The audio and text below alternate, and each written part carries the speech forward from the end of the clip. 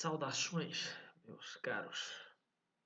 Hoje nós vamos para o último nome dessa dicotomia, dessa contradição entre a corrente racionalista, que nós vimos primeiro, e a corrente empirista, ou seja, aqueles que defendem que o conhecimento advém da experiência sensível. E o nome de hoje é talvez o mais radical deles, David Hume, ok? Eu vou fechar aqui a webcam para a gente ir para os slides, apenas para nortearmos.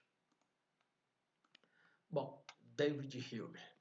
Galera, Hume é um filósofo escocês e o interessante de Hume é que nessa construção filosófica, a parte mais importante da contribuição de Hume foi na área da epistemologia, ou seja, a área do conhecimento, a área da filosofia que estuda como o conhecimento humano é constituído. Então, vocês vão encontrar aí uma palavra ou um conceito análogo ao conceito de epistemologia, o de, por exemplo, teoria do conhecimento, ok? Então, as maiores contribuições filosóficas de Hume foram, sem sombra de dúvidas, na teoria do conhecimento. O interessante é que Hume escreveu uma primeira obra, muito jovem, e uma obra muito bem elaborada, muito bem rebuscada, toda amarrada em conceitos muito filosóficos. Mas essa obra, deixa eu me lembrar, eu sempre esqueço do título da obra, o Tratado sobre a Natureza Humana, ele não foi bem aceito. Ela não foi uma obra que movimentou, que tocou, de certa forma, a comunidade filosófica daquele contexto histórico. Então, de certa forma, Hume vai tentar uma busca, uma reelaboração dessa obra. Vai tentar torná-la mais simplificada, com o desejo de que os pares leiam essa obra, se identifiquem com o que ele está discutindo, ou até discordem, mas que estejam dispostos a discutir, a citá-la. Aqui cabe um parêntese. Que parêntese é esse? É natural que em qualquer área do conhecimento, você pode pensar aí a área do conhecimento que você conseguir imaginar, qualquer uma. Esse conhecimento ele passa a ter o valor, eu vou usar o termo aqui de verdade, quando os seus pares, ou seja, os sujeitos que pertencem à mesma categoria profissional que você, os sujeitos que estão envolvidos com as mesmas pesquisas, com os mesmos temas, discutindo obras similares, quando eles observam o seu trabalho e reconhecem nele algum conteúdo, algum conhecimento de valor. Se você produz um conhecimento e os seus pares, os sujeitos que pertencem à mesma categoria profissional que você, não se importam com essa produção, não debatem esse trabalho, não citam esse trabalho, normalmente esse trabalho cai no esquecimento. É mais ou menos, fecho parênteses aqui, é mais ou menos o que aconteceu com Hume naquele contexto. Quando ele escreve essa primeira obra, ele fica à margem, ninguém dá muita ousadia. E ele se vê na obrigação de aprofundar esse conhecimento, mas conseguir levar esse aprofundamento para uma linguagem mais simplificada, para uma linguagem mais clara. E aí, quando ele faz isso, de certa forma, o segundo livro é acolhido por essa comunidade filosófica, é lido, é debatido, e as ideias, enfim, propostas e defendidas por Hume, passam agora a estarem ali nos centros, nos debates filosóficos daquele contexto. Mas que ideias são essas? Bom, lembram que quando a gente estava discutindo John Locke, a gente discutiu que para John Locke existem duas categorias de ideias. As ideias simples, que são oriundas, ou seja, que advêm da experiência sensível, da nossa percepção do mundo, e as ideias complexas, que são uma reflexão, um debruçar-se sobre as ideias simples, refletir e ampliar essas ideias simples para torná-las complexas. Tranquilo até aqui? Ok. Bom, para Hume, essas ideias que Locke chamou lá, ele vai dar outros nomes. Inclusive, ele até chama de ideias, mas o outro ele vai chamar a principal, ele vai chamar de impressões. O que são essas impressões?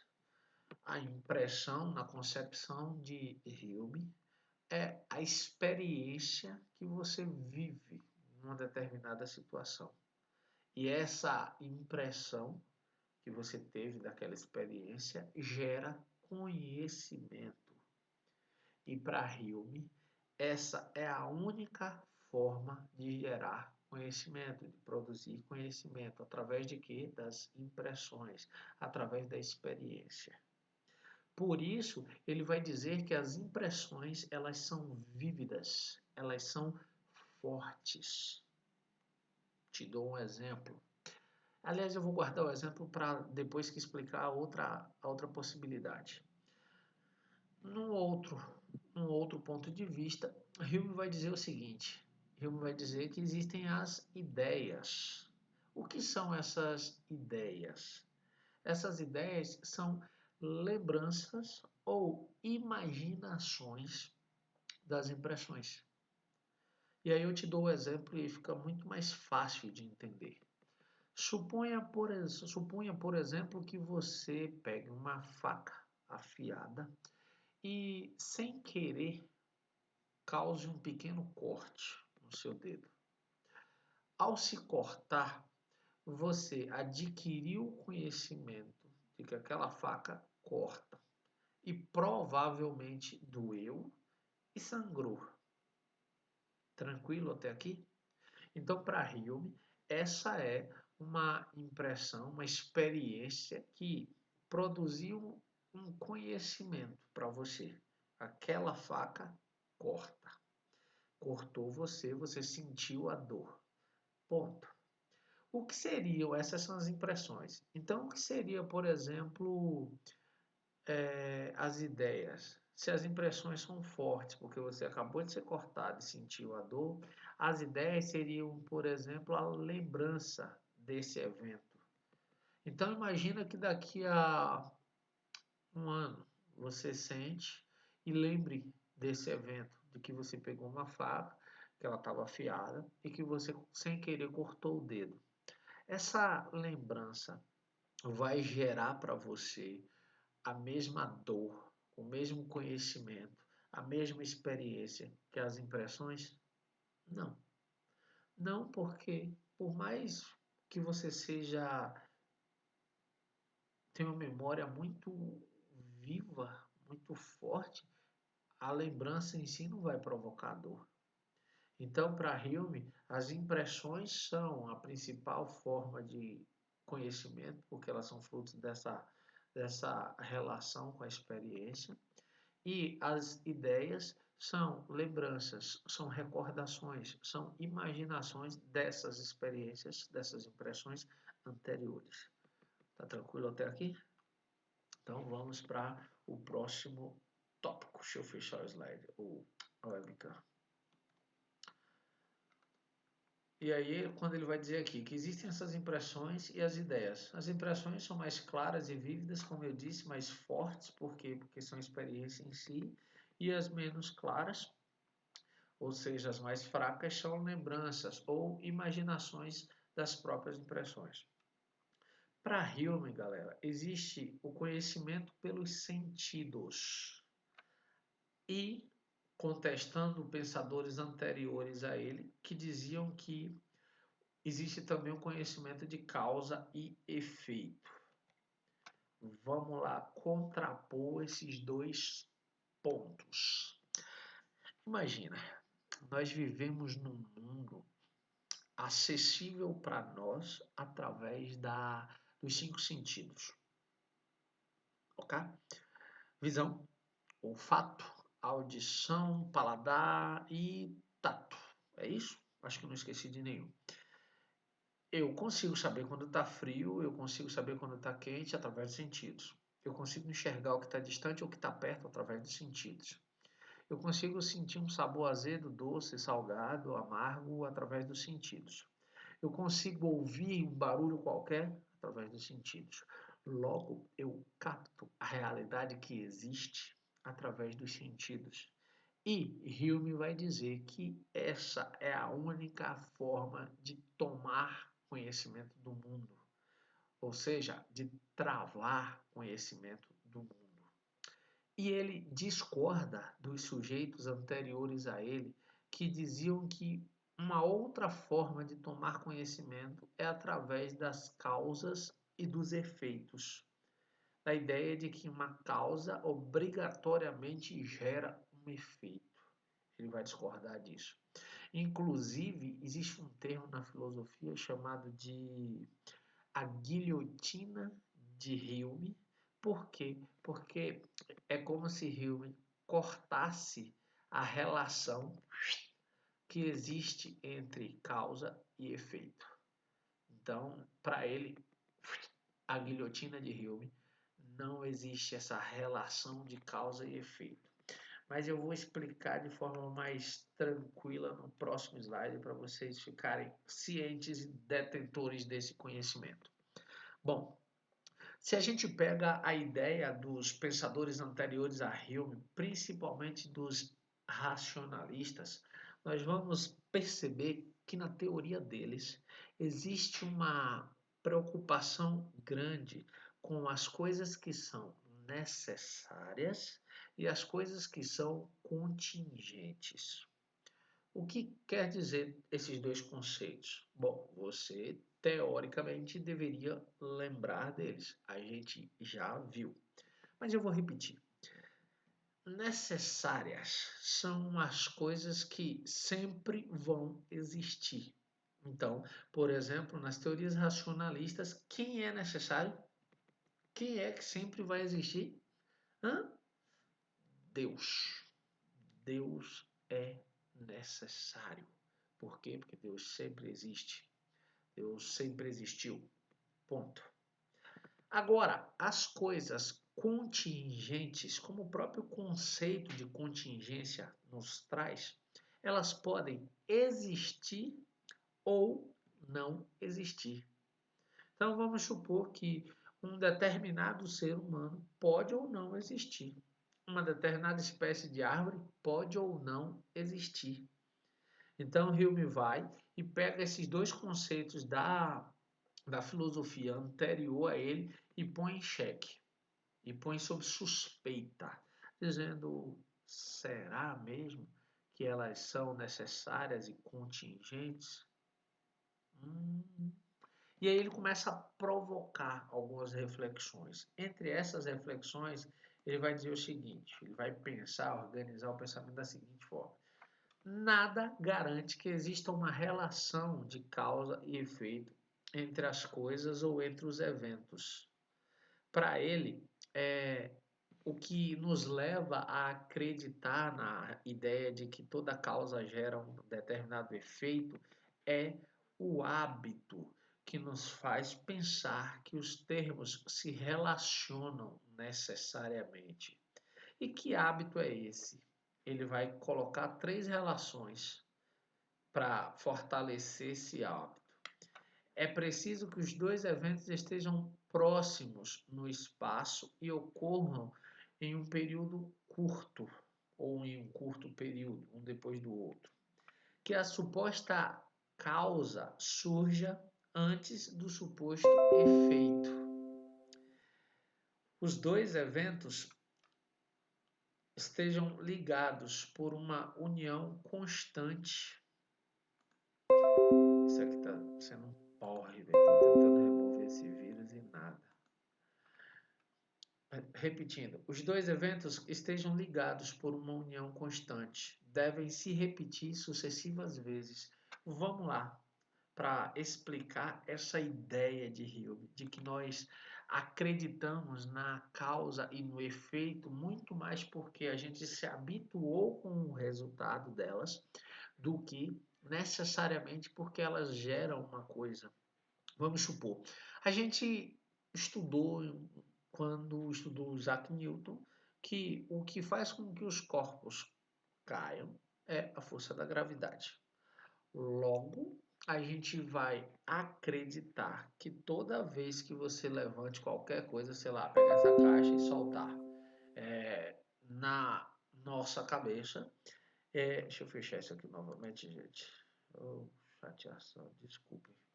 Bom, é, que tudo que eu soltar de um determinado ponto, a lei da gravidade vai permitir que caia. Hume vai dizer, perceba, a gente faz isso o tempo todo. Se algum dia a gente soltar isso, não cair. Então, a ideia de causa e efeito não faz sentido. Ele usa, inclusive, um evento ainda mais ousado. O livro de vocês traz, e esse exemplo é bem interessante, porque ele vai dizer o seguinte, o que nos garante que o sol vai nascer amanhã? Vocês já pararam para pensar nisso? Aí qualquer pessoa diria, baseado na ideia de causa e efeito, ele nasce desde que a humanidade existe. Ok, ele nasce desde que a humanidade existe e nunca falha. Todo dia bonitinho tá lá, ó. Dependendo das estações do ano, ele até varia de horário, mas ele não tarda, ele sempre aparece. Hume vai dizer que nós acreditamos que ele sempre vai aparecer pelo hábito dele sempre ter aparecido. Mas, por exemplo, os cientistas já disseram que o Sol vai se apagar em alguns bilhões de anos. E aí? Se houver humanidade quando ele não nascer, nosso hábito foi interrompido. Então percebam que Hume foi extremamente radical ao cortar a relação entre causa e efeito. Tranquilo até aqui? E olha que argumento interessante ele usou para justificar uma parte disso que ele estava defendendo. Ele disse: se a razão é capaz tanto de estabelecer relações de causa e efeito entre os acontecimentos, quanto de mostrar que não há conexão permanente e racional nenhuma entre eles, então as relações de causa e efeito não são um acontecimento seguro, pois a noção de causa e efeito é conhecida apenas pelo hábito e não pela reflexão. Olha o que é que ele está dizendo. Ele está dizendo que se eu posso justificar a causa como geradora de um determinado efeito de forma racional e ao mesmo tempo eu posso contestar essa mesma geração de causa e efeito através da razão, ela não existe. Ela não existe por quê? Porque essa racionalidade está trabalhando em cima do hábito de uma determinada repetição gerar uma determinada coisa. Óbvio, a teoria de Hume é extremamente polêmica. Óbvio que a teoria de Hume vai colocar ainda mais lenha no fogo dessa contradição entre racionalistas e empiristas. Não à toa, o filósofo que nós vamos estudar em breve, Immanuel Kant, dedicou um tempo significativo de seus estudos na tentativa de encontrar uma solução para essa dicotomia, para essa contradição entre racionalistas e empiristas. E o que é mais interessante, ele encontrou. Essa teoria é chamada de, essa corrente é chamada de criticismo kantiano e que resolveu, de certa forma, essa contradição entre racionalistas e empiristas, propondo uma solução muito mais consistente, muito mais significativa, muito mais coerente. Mas essa é uma história para uma outra aula. por hora, galera, é só isso. Lembrando, se tiver alguma dúvida sobre David Hume, anota no seu caderno. Daqui a 2 semanas nós vamos ter uma live para tirar dúvidas e para ampliar essa discussão que a gente acaba de fazer. Tranquilo?